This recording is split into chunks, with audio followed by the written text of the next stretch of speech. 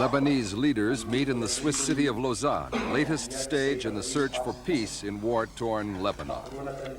For a short while at least, the various factions were talking instead of fighting.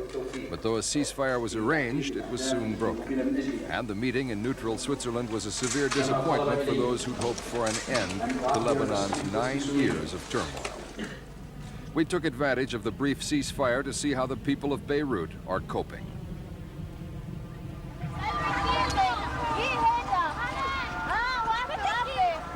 High in the mountains above Beirut, Lebanon's ski resorts are now the only reminder of why people used to call this the Switzerland of the Middle East. And despite the violence, many Beirutis are still able to come here and relax.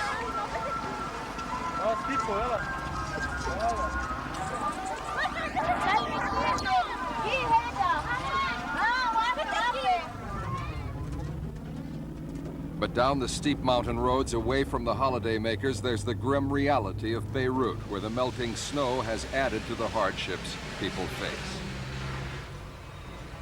The suburbs of Chatilla and neighboring Sabra are names that send shivers down the spine. In nearby shanty towns, scores of Palestinian refugees were butchered by right-wing militiamen during the 1982 Israeli invasion. Month after month, year after year, Beirut and Lebanon have produced pictures of death and destruction. But the lull in the fighting during the Lausanne talks gave the people here and our camera teams the chance to move about more freely. So the pictures are of everyday life. Life amid the ruins, the random destruction that has still continued in places in spite of the latest ceasefire.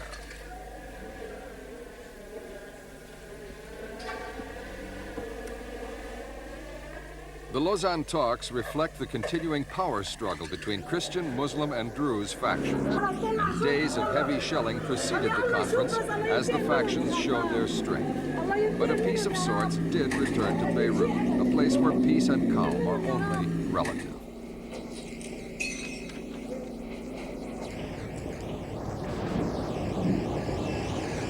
The main crossing point was open again between the Christian East and Muslim West Beirut.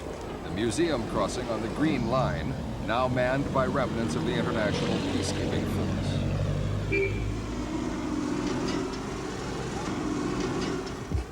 On the eastern side of the line, behind the barricades, Christian militiamen remain watchful. It's a struggle about territory, and they are prepared to defend it with bullets whenever they feel threatened.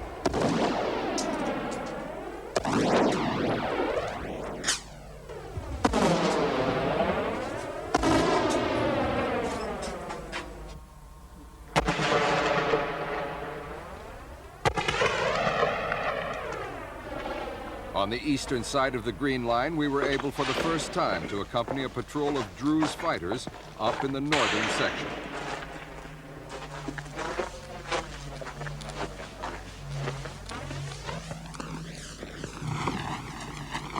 After 9 years of war, virtually every building here is uninhabitable. But at least there is shelter from sniper fire coming across no man's land. The rough track leads all the way to the Beirut port, long since closed to international trade and controlled by the Phalangists. We were given a sniper's viewpoint to the other side.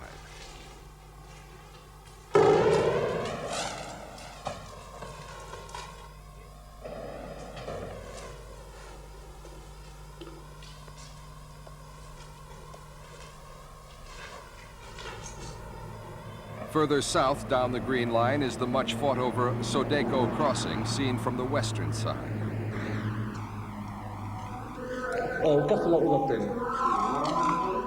Militiamen from one of the Sunni Muslim factions have taken over a school building here, and they have come equipped with machine gun, Kalashnikov, and grenade launcher.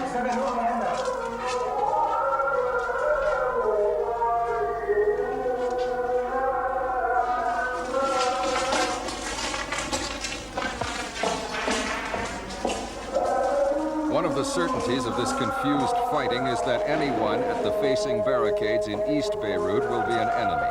Ceasefire or not, it's decided to send a reminder of their presence here.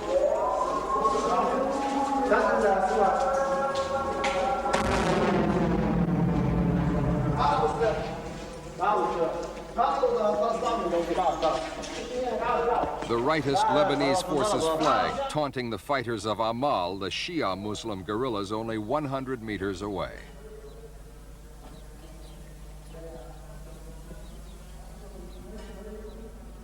These are the ruins in the southern suburbs of Beirut, heavily shelled on the eve of the Lausanne talks by the rightists, with the encouragement, so Shia and Druze leaders claim, of Christian President Amin Jamal.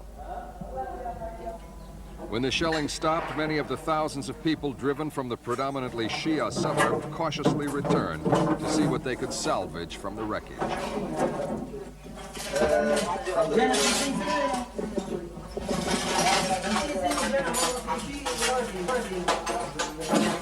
Household goods, personal possessions for some, merchandise for others.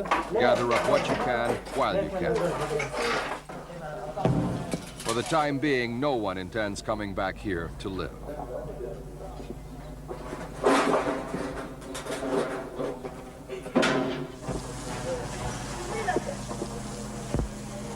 In contrast to the desolation, Hamra Street, running east to west through Muslim West Beirut, offers a scene of bustling activity and normality in the bright spring sunshine.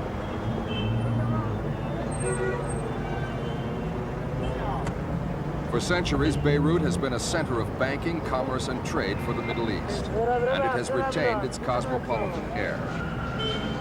But the apparent unconcern of the people belies enormous pressures that have built up in and around the city, pressures that could erupt into violence again any day. The ordinary city people can no longer control their own destiny, so the general feeling is, enjoy the good days while you can.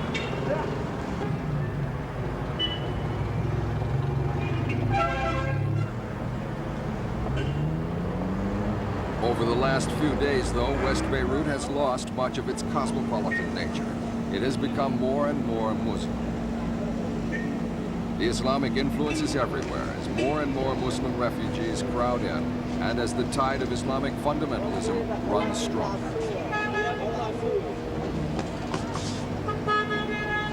It's an Islamic tide that's pushing insistently against the long-standing European influence in Beirut.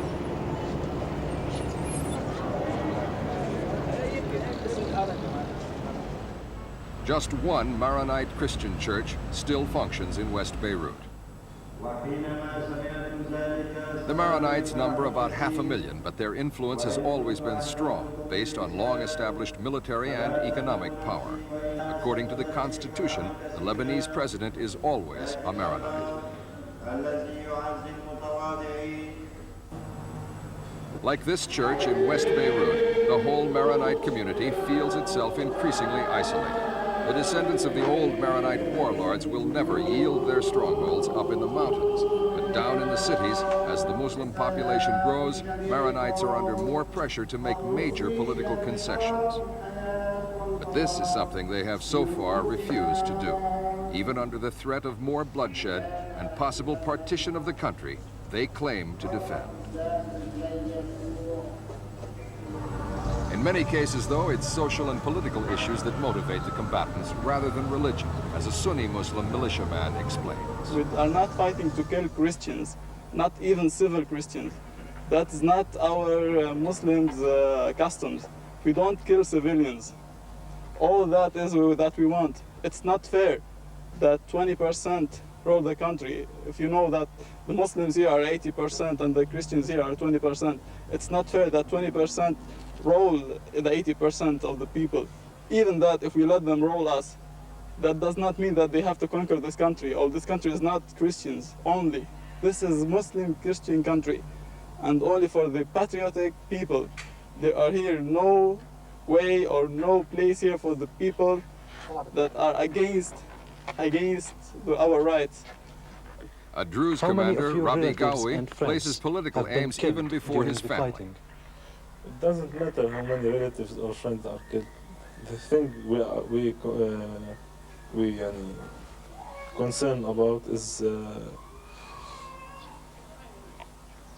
getting what we believe in. This is the main thing we believe, and we fight on. It doesn't matter my friends, my relatives, my mother or my father, my brother. That doesn't matter for me. The thing, what does matter for me is to get our aims only. Another Islamic of your militiaman is relatives and 24-year-old friends have been Bilal killed Gizawi. during fighting? In quieter times, he's a student. Fighting here or fighting He's from had 10 several years, personal losses during the from course 10 of the years to Civil now. War. maybe it's had, maybe about 6, 2 relatives and 4 friends. That's it, two relatives and 4 friends. One died yesterday. Here? One of our friends here died yesterday, right there. When you are not fighting, what do you do? I'm a junior civil engineer in Arab University of Lebanon. Since the university is closed now, we have nothing to do. Our university, after 2 years, I'll be graduated as a civil engineer. And most of our friends here are even either baccalaureate students or university students. And you are staying here now?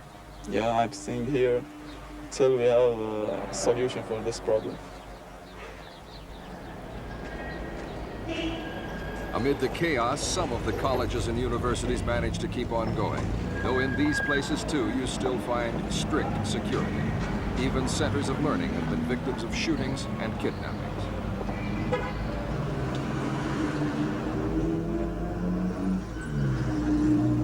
Still missing is a professor of engineering at the American University. He was abducted at gunpoint in February.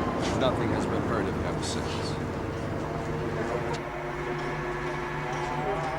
And what of the younger generation of Lebanese?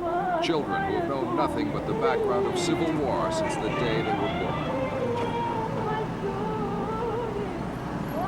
Doctors say 1 child in 50, 10 times the norm, needs psychiatric help.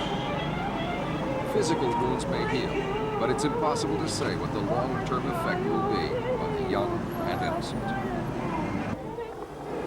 A victim of one of the ceasefire violations was a printing works by the Green Line, hit by a shell from East Beirut.